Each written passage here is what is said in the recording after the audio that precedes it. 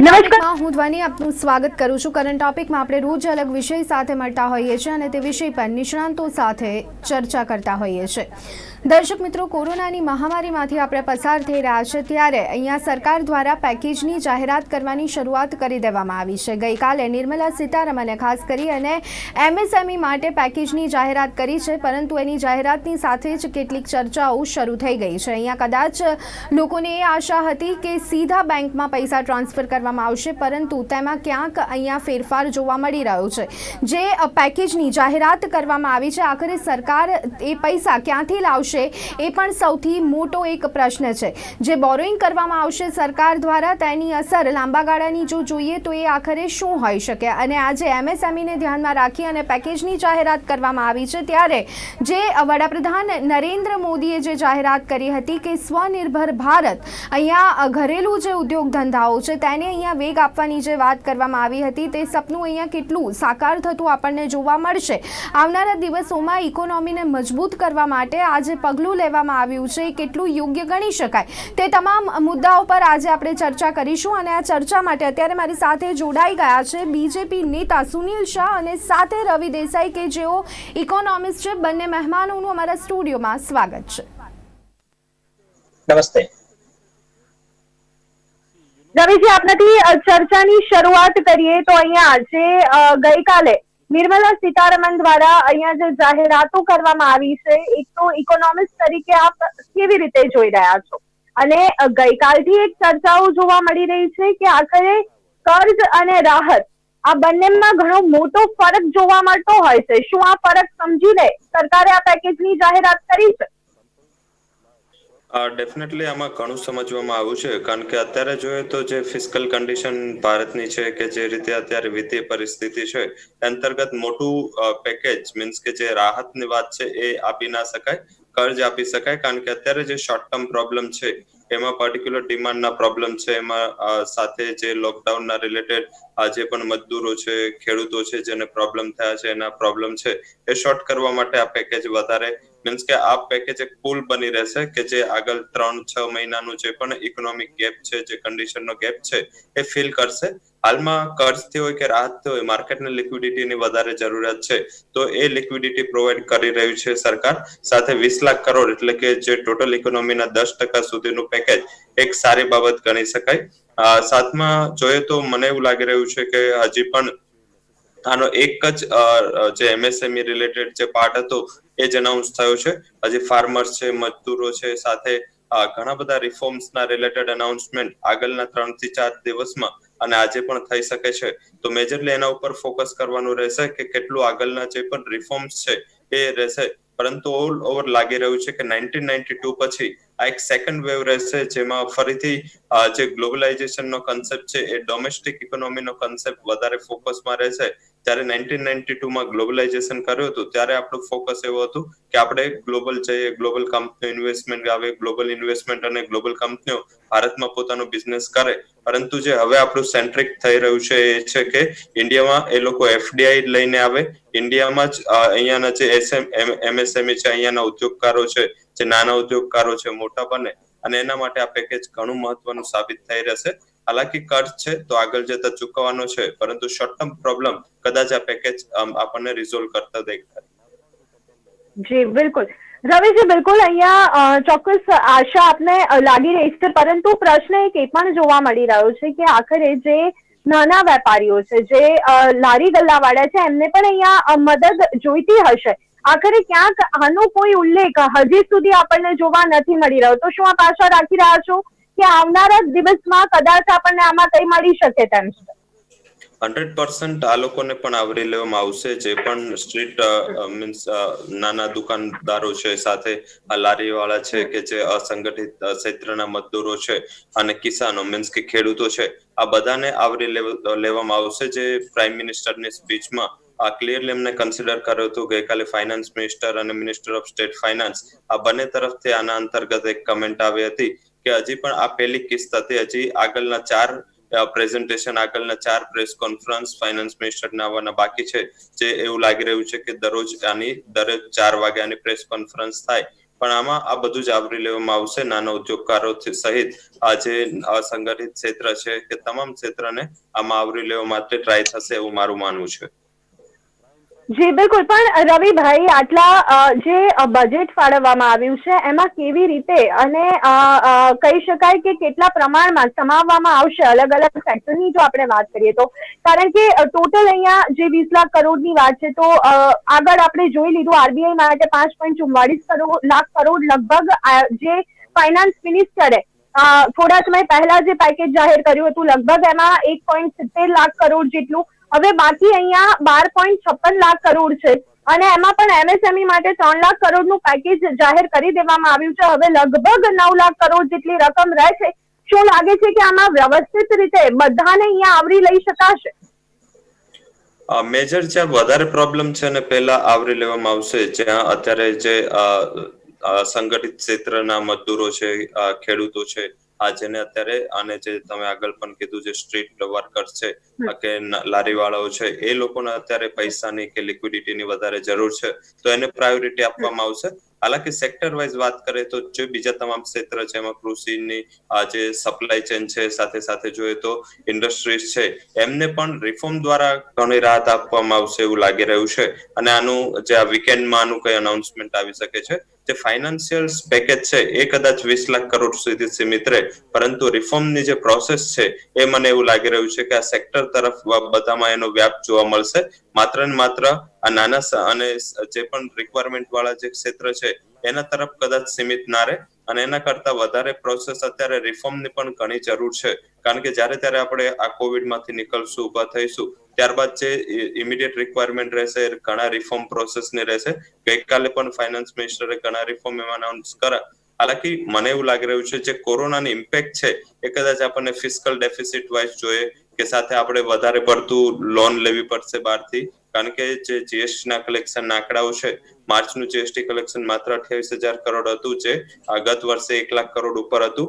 April ને મે માં total economic activity stop હતી. તો મારા હિસાબે જે જીએસટી કલેક્શન જે 15 લાખ કરોડનું ટાર્ગેટ છે એ કદાચ 10 લાખ કરોડ થી પણ ઓછું રહે તો 4 થી 5 લાખ કરોડનું જે પણ ગેપ છે ત્યાંથી એની માટે ઇન્ડિયાએ already Asian development bank, world bank, IMF પાસેથી લોન માંગી છે અને ઘણું ફાઇનાન્સ ત્યાંથી આવી રહ્યું છે. તો મારા હિસાબે એ લોન થી પૂરું થશે. ફિસ્કલ ડેફિસિટનો ટાર્ગેટ જે આપણે 3.8% મૂક્યો હતો એ કદાચ 5% સુધી આપણે જોવા મળે તો મને એવું લાગી રહ્યું છે કે થોડું નેગેટિવ ઇકોનોમી વાઇઝ જોઈએ તો કદાચ ફિસ્કલ ડેફિસિટ આ વખતે 5% સુધી જઈ શકે છે. જી સુનિલભાઈ, આપની પાસે આવવા માંગીશ. અહીંયા સૌથી પહેલા તો ગઈકાલે જે જાહેરાતો કરવામાં આવી એમાં જે રીતે રવિ દિયોરાએ તો કહ્યું, પરંતુ આપનું શું કહેવું છે? આપ બીજેપી નેતા છો ત્યારે આપ પાસેથી એ જાણવું ખૂબ જ મહત્વપૂર્ણ રહેશે કે આવનારા દિવસોમાં જે નાના વેપારીઓ છે તેમને લઈને કોઈ મોટી જાહેરાત થઈ શકે છે, કારણ કે અલ્ટિમેટલી સૌથી વધારે પ્રશ્ન તો એમને નડી રહ્યો છે. નમસ્તે દર્શક મિત્રો, આપને સૌથી પહેલા તો આપના માધ્યમથી ગુજરાતની પ્રજાને ખૂબ સંયમ જાળવ્યો છે અને હવે પણ સંયમ જાળવે, જેથી કરીને સરકાર એની જે કામગીરી કરી રહી છે, પોલીસ એની કામગીરી કરી રહી છે, મેડિકલના પ્રોફેશનલ લોકો કરી રહ્યા છે, એમને સવલિયત ઊભી થઈ ગઈ. રહી વાત આપણે આ પેકેજ ઉપર આવી જઈએ સીધા, તો આ પેકેજને આપણે સીધું પેકેજ ના ગણી, કારણ કે બહુ બધી વખત છેલ્લા 15 દિવસથી મહિનાથી એક ચર્ચાઓ દરેક પ્રકારની ટીવીની અંદર ચાલ્યા કરતી હતી કે સરકાર કેમ પેકેજ નથી આપતી, સરકાર શું લઈને આવશે, સરકાર કોને મદદ કરશે, સરકાર કેવી મદદ કરશે, કેવી રીતે કરશે. તો એના અનુસંધાનમાં જ્યારે આ એક મદદનો ભાગ રૂપે થઈ રહ્યું છે, તો જે નરેન્દ્રભાઈ એમની સ્પીચમાં કહ્યું છે કે લેબર, લોઝ, લિક્વિડિટી, ઇકોનોમિક્સ, આ બધા પાસાઓને સાંકળી લઈને આ આખા પેકેજની જાહેરાત કરી છે. એટલે કદાચ બહુ બધા લોકો ગઈકાલથી અત્યાર સુધી મને પણ ખૂબ લોકોના ફોન આવ્યા અને બહુ લોકોનું એવું પણ કેવું છે કે સરકાર એમના ખિસ્સામાંથી શું પૈસા કાઢશે. પણ આ સરકાર એમના ખિસ્સામાંથી પૈસા કાઢે અથવા તો તમે જે ખર્ચ કરો છો એને બચાવવાનું આયોજન કરે, આ બંને લગભગ સરખું છે.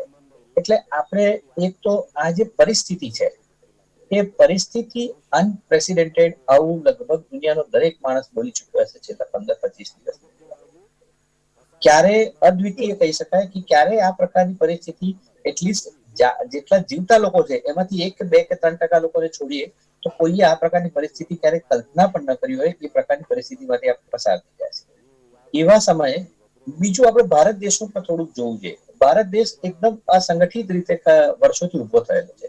આપે જેમ બહુ રાઈટલી કીધું કે ભાઈ નાનો માણસ જે લારી ચલાવે છે અથવા તો ફેરીઓ છે અથવા તો રોડ ઉપર ઉભેલો છે એ બધાનું શું?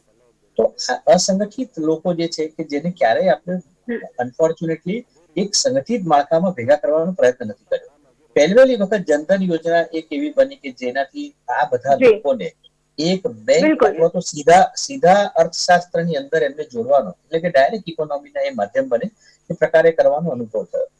એના થકી આપ જોશો તો છેલ્લા 3 મહિનાની અંદર જેટલા પણ પ્રકારની વ્યવસ્થા ગોઠવાઈ, પછી એ ડાયરેક્ટ ડીબીટી ડાયરેક્ટ ટ્રાન્સફર હોય એના ખાતાની અંદર, પછી ખેડૂત હોય, મહિલા હોય, એને ગેસ આપવાનો હોય, આ દરેક પ્રકારની વ્યવસ્થા આ માળખું ઊભું થવાને કારણે બની.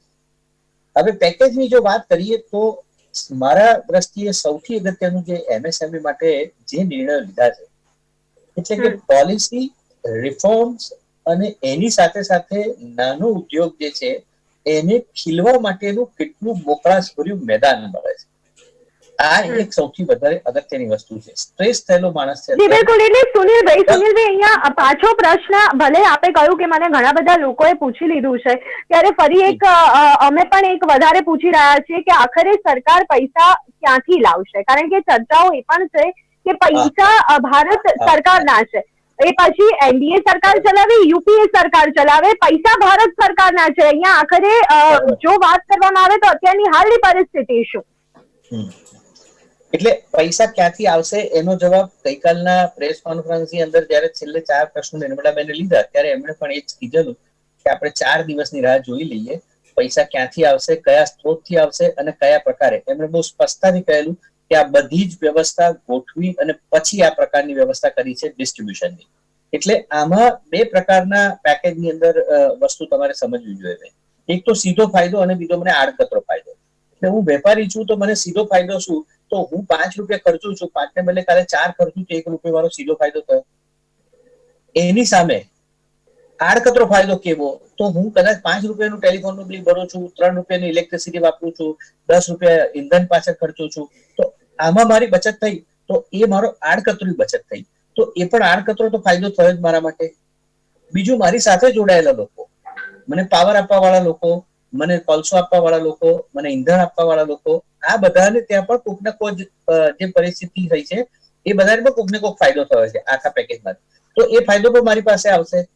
એટલે અત્યારે એક એવી પ્રકારની પરિસ્થિતિ છે, જેમ રવિભાઈએ કહ્યું એમ, પૂરા વિશ્વની અંદર એક વખત એવું થતું હતું કે ગુજરાતમાં એક તકલીફ થતી હતી તો પંજાબમાં નથી, એ તકલીફ પંજાબમાં તો ઉત્તર પ્રદેશમાં નથી. આજે સમગ્ર વિશ્વના 200 દેશની આ પરિસ્થિતિ છે કે દરેક માણસ ઘરમાં પુરાયેલો છે. એટલે કોઈ પણ પ્રકારના ઉદ્યોગોને કોઈ પણ પ્રકારની રાહત અથવા તો સીધા ફાળા આપ્યા પછી પણ જો એ બનાવવાનું કામ શરૂ કરે અને જો ડિમાન્ડ નહીં હોય તો શું? એટલે મારી દ્રષ્ટિએ સરકાર બહુ બેલેન્સ રીતે વિચારી એમએસએમઈ ની વ્યાખ્યાથી લઈ, એમએસએમઈ ના હાથમાં પૈસાથી લઈ, એમએસએમઈ ના આડકતરા શું શું ફાયદા થઈ શકે ટેક્સ ટીડીએસ થી લઈને લોનની અંદર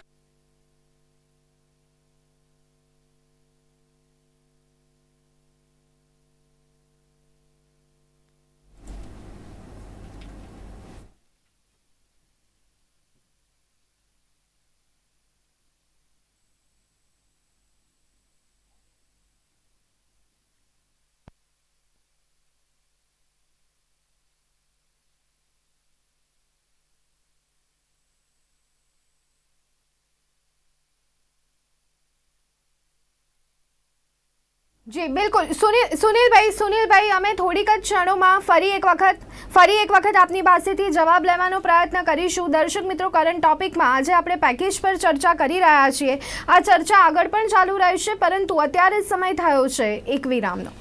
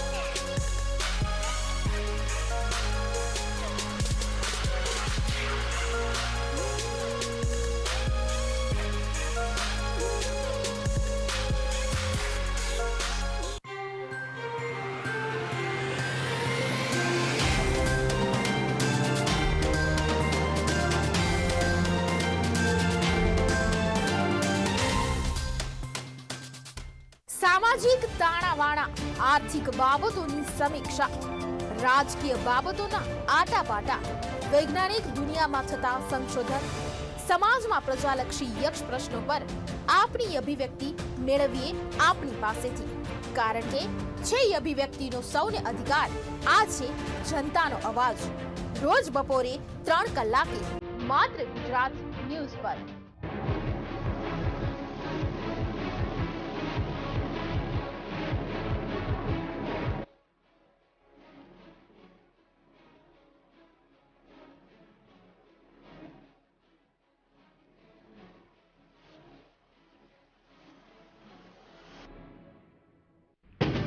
કોઈ છે નંબર 1 ની સાથે, કોઈ છે સનસની સાથે. ગુજરાત ન્યૂઝ સત્યની સાથે.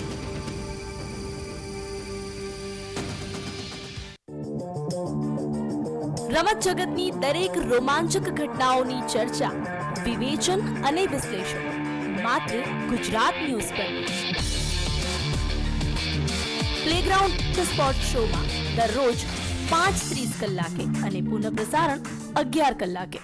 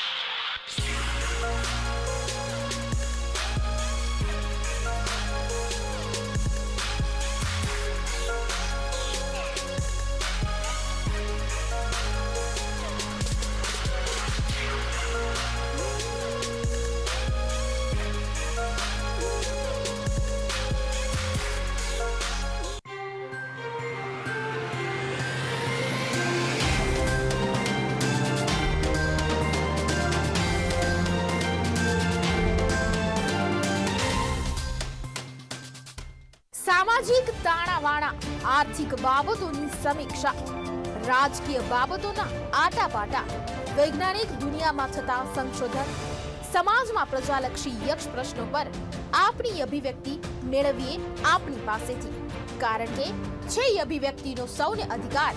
આ છે જનતાનો અવાજ. રોજ બપોરે 3 કલાકે માત્ર ગુજરાત ન્યૂઝ પર.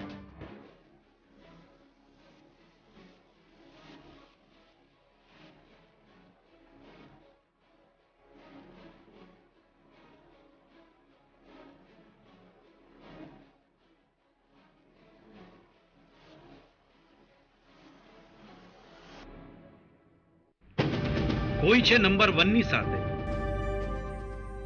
કોઈ છે સનસની સાથે. ગુજરાત ન્યૂઝ સત્યની સાથે.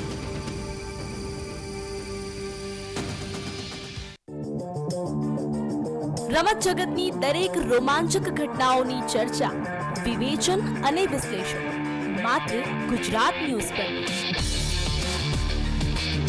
પ્લેગ્રાઉન્ડ ધ સ્પોર્ટ શોમાં દરરોજ 5:30 કલાકે અને પુનઃ પ્રસારણ 11 કલાકે.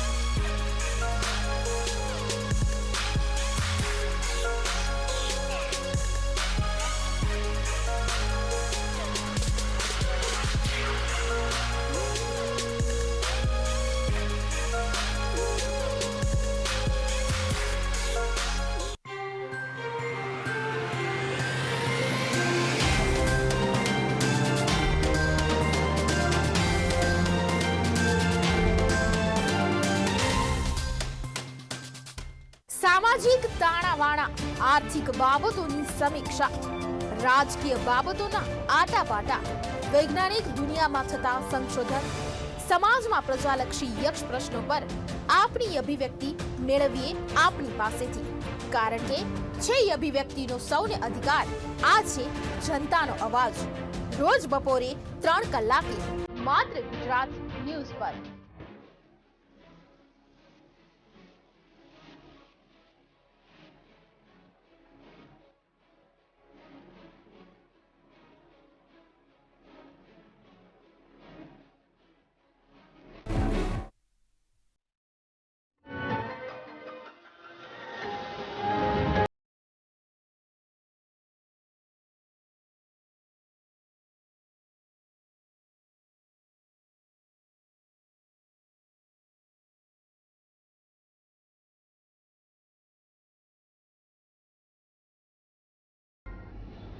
તો વિરામ બાદ ફરી એક વખત કરંટ ટોપિકમાં આપનું સ્વાગત છે. ગઈકાલે નિર્મલા સીતારમણ દ્વારા જે એમએસએમઈ માટે પેકેજની જાહેરાત કરવામાં આવી હતી તેની પર હાલ ચર્ચા કરી રહ્યા છીએ.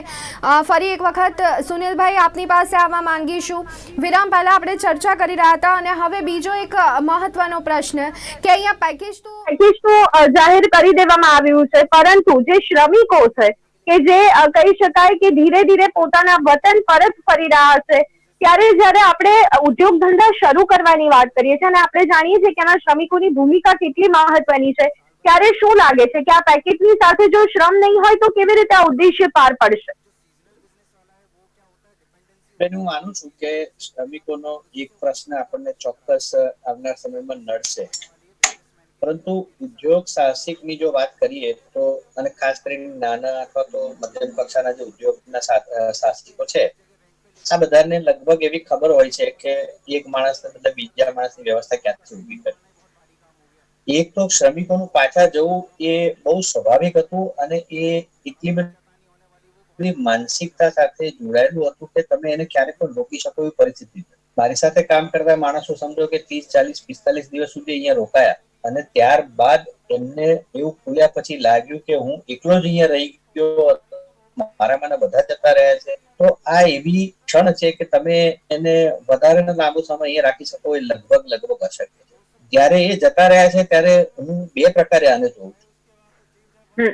કારણ કે આપણને એક અવસર તરીકે શોધવાની જો આદત હોય તો હું માનું છું કે મારી આસપાસના અનેક લોકો એવા છે કે જે લોકોને કામની જ્યારે જરૂરત હોય છે, તો આજે એવા પણ બધા લોકો છે ગુજરાતની અંદર પણ એવા બધા લોકો ક્યારેક એવા પ્રશ્નો ઉઠાવે છે કે ભાઈ સાણંદમાં એક ફેક્ટરી આવી તો સાણંદના લોકોને પહેલું પ્રાધાન્ય મળવું જોઈએ, બહારના લોકોને ના આવવું જોઈએ. રાજકોટમાં એક ફેક્ટરી આવી તો રાજકોટના લોકોને મળવું જોઈએ, લોકલ એરિયાના લોકોને 15% થી 25% લોકોને હોવા જોઈએ, બહારના આટલા ટકા હોવા જોઈએ. તો આ આવનાર સમય માટે ગુજરાત માટે પણ એક ચેલેન્જ રહેશે. એવી જ રીતે ગુજરાતથી ગયેલા શ્રમિકો બિહારમાં, પરંતુ જે લોકલ લોકો છે એ કેટલી જગ્યા પૂરી શકશે? સુનિલભાઈ, આ પણ એક પ્રશ્ન છે કે અવસર જોઈએ પણ ક્યાં પૂરું થશે? તકલીફ ચોક્કસ 101% તકલીફ પડશે જ, પણ આ તકલીફ ધંધા અને રોજગારને બંધ કરી દેશે એવું હું સહેજ પણ માનતો નથી. ક્યારેક એવું પણ બનશે કે મારી આસપાસ રહેલા લોકોને અથવા તો મને કામ કરતો હતો એ કદાચ આજે મારાથી ચૌથી થઈ શકે એમ છે. એટલે ઘણી બધી વસ્તુઓ કદાચ નાના ઉદ્યોગ અને મધ્યમ ઉદ્યોગ સાથે જોડાયેલા લોકોને નવેસરથી વિચારવાની જરૂર પડશે અને આ એક એવી તક છે કે એમણે એમની સંપૂર્ણ માનસિકતા ખીલવી